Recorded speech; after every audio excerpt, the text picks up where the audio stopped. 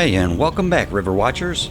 With water levels holding steady and temperatures mild, we've seen a whole lot of folks back out enjoying the lake lately.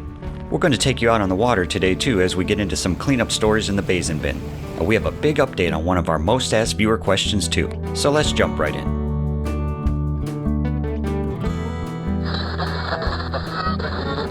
Last update, we covered how the weather has been flip-flopping this year in southern Nevada. It's been quite remarkable. From breaking a cool streak in June, to breaking a hottest average daily temperature in July, then back to tropical storms, monsoons, and cool weather, dousing Las Vegas and Lake Mead in heavy rains. Here you can see footage of the flooding around Las Vegas during some of those storms. Much of the urban runoff from the city flood channels, like the Link parking garage seen here, is directed into the Las Vegas wash and eventually makes its way back to Lake Mead as reclaimed water. Just north of Las Vegas, Charleston Peak received its first snow of the season already, while crews are still trying to clean up the severe flooding from last month. Is all this exceptional weather in the area an early sign that another strong winter is in store for the West? If so, we could once again be looking at another nice boost in western reservoir levels into next spring.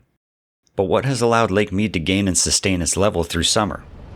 Usually the reservoir would be at its lowest levels around this time of year, but right now you can see it's around its highest.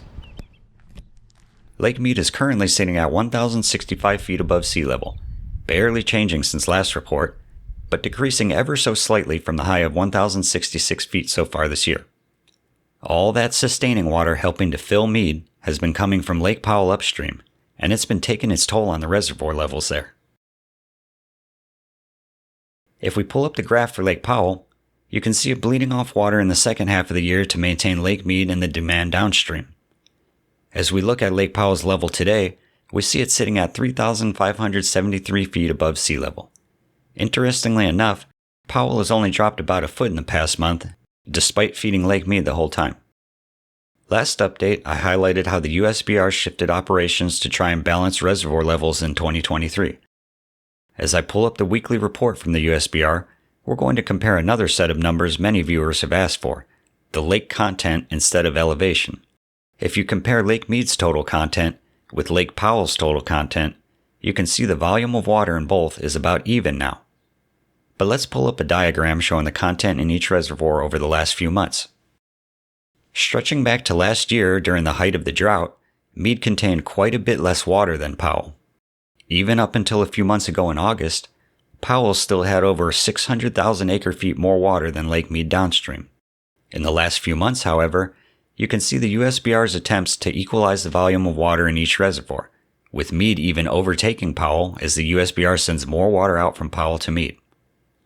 So even though Lake Powell was on a downward trend losing water over the last few months, it was in large part due to the shift in operations to equalize water content in Lake Mead downstream.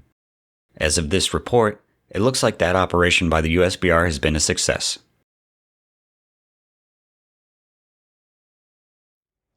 It seems with our immediate water concerns behind us for the time being, experts were able to refocus attention on some of the many other issues uncovered over the last few years when water levels were at their lowest.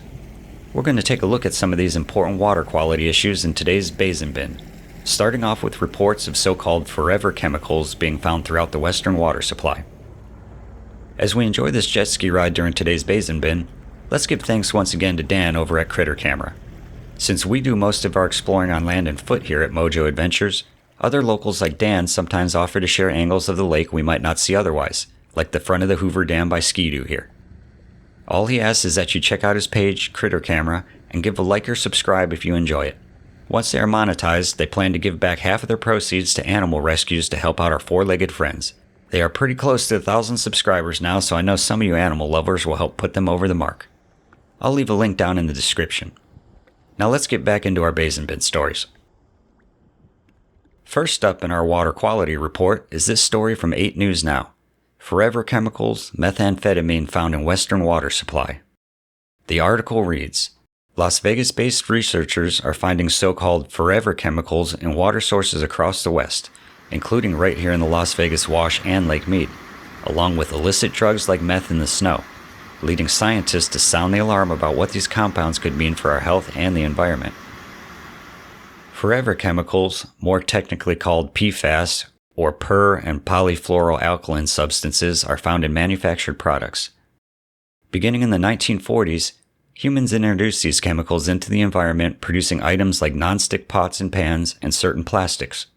Other industries that produce the compounds range from waterproof clothing to firefighting foam.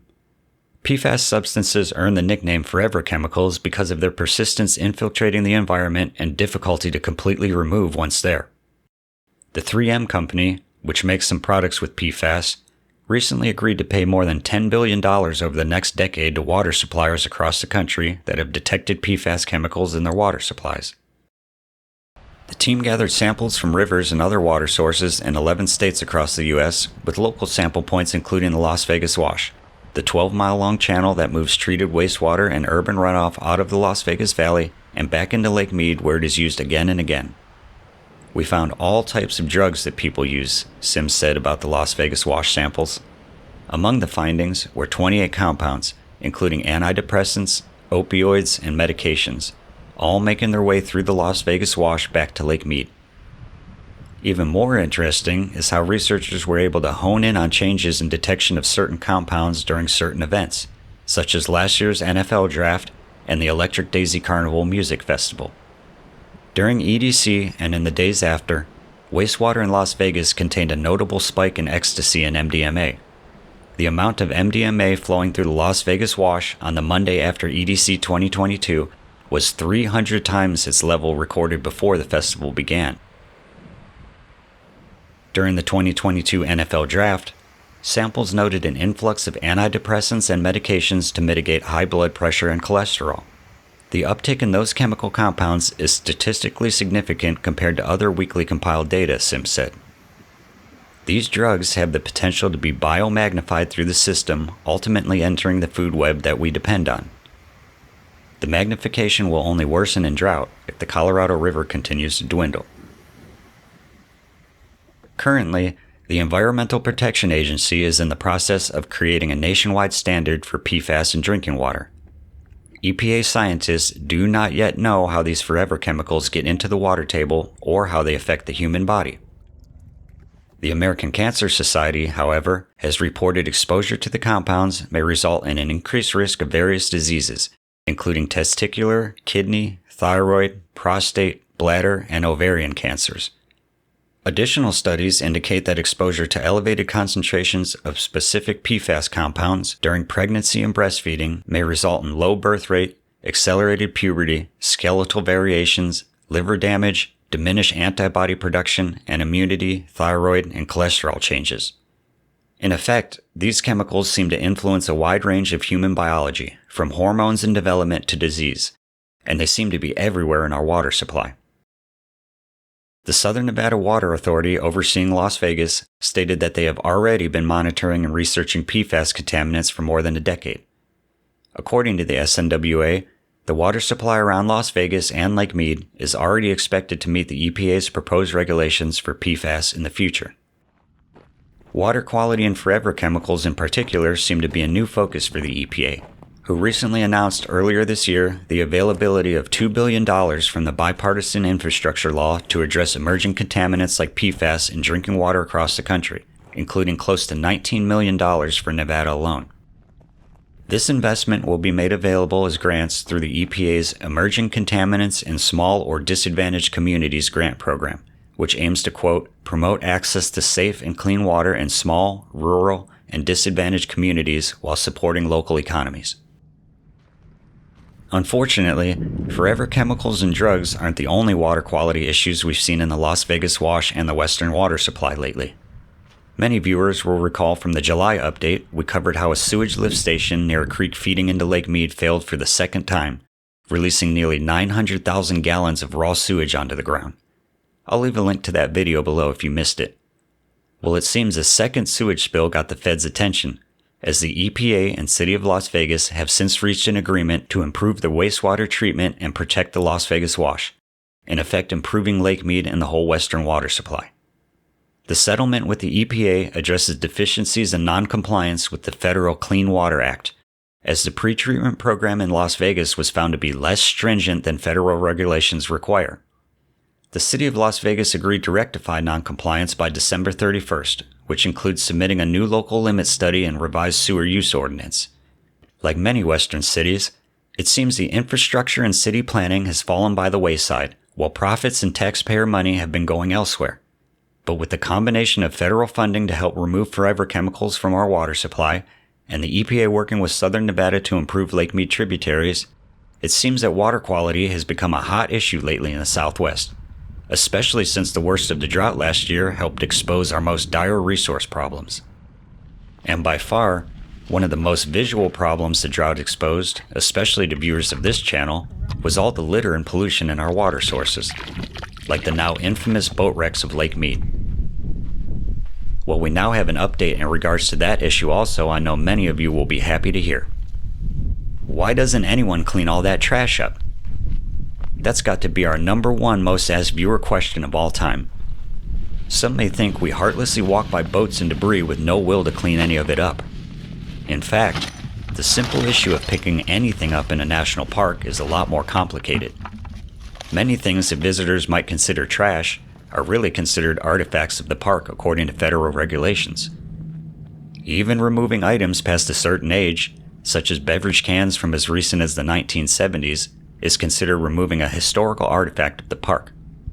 So in many cases, especially with the larger objects, it's best just to leave everything untouched. But there are things visitors can do, like volunteering to adopt a spot as we did here with Boulder Harbor. We'll feature more of this cleanup in a future episode, so stay tuned. Of course, even volunteers aren't allowed to remove everything, especially larger items like boats or historic infrastructure. More significant items like these can only be removed with proper permission and clearance from the Lake Mead Park supervisor, which is why in another piece of good news that many will be glad to hear, the park supervisor at Lake Mead recently stated that boat wrecks and debris are not considered historical items in his view, but rather eyesores that don't do a good job of representing the park and need to be cleaned up. In my now 10 months here, in my recent appointment as your superintendent, I've really heard from a lot of visitors and particularly partners and concessions that these visuals are really kind of unattractive and don't help the park. In the coming years, in the event the water does decline again, fingers crossed, we're going to have another great winter, by the way. But in the event water does go down, we'd like to figure out a way to start to clean these eyesores up. They really are a nuisance. They don't really create a great visual image of the park. And we don't want our visual to be abandoned boats. We really want our visual to be people having a great time on the lake. Unfortunately, we missed an incredible opportunity to pull out many of these boats over the last year, as rising water levels in 2023 have now submerged many of them once again. This failure of inaction was mostly due to all the red tape and regulations involved in almost any federal interaction these days. The good news is, Lake Mead staff is now preparing for the next opportunity right now, so if and when it does come, volunteers can be ready to act.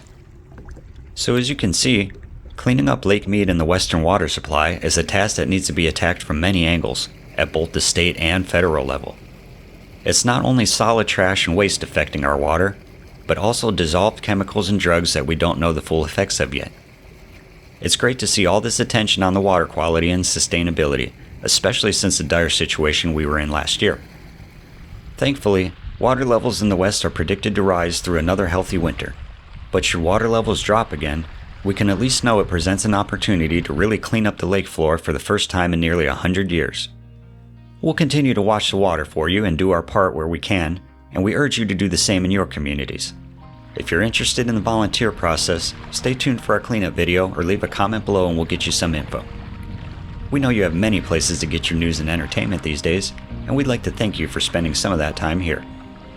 If you'd like to support our work, please stop by the Mojo Earthworks shop on Etsy and pick up an adventure tee or some artwork to help us continue. Until next time, stay hydrated, stay happy out there, and we'll see you soon.